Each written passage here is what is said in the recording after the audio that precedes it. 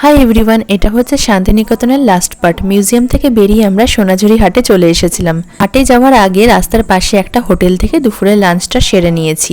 Lunch সেরে সোজা চলে এসেছি হাটে। রকমারি জিনিসের সম্ভার, সাথে বাউল গান ভেসে আসছে, আর রয়েছে আদিবাসীদের নাচ, সাথে হরেক রকমের খাওয়া দাওয়া।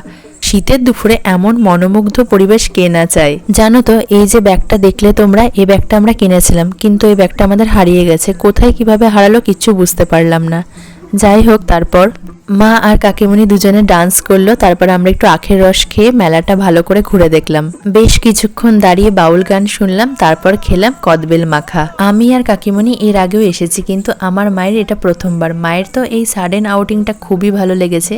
কি বলতো, তুমি চাইলে সেটা হবেই, শুধু চাওয়ার ইচ্ছেটা থাকতে হবে, আর চাওয়াটা একদম মন থেকে হতে হবে। আমি হাট থেকে নিজে কিছু কিনিনি, তবে কাকিমণি আমায় একটা ব্রেসলেট গিফট করেছে। তো ভিডিওটা এইটুকুই।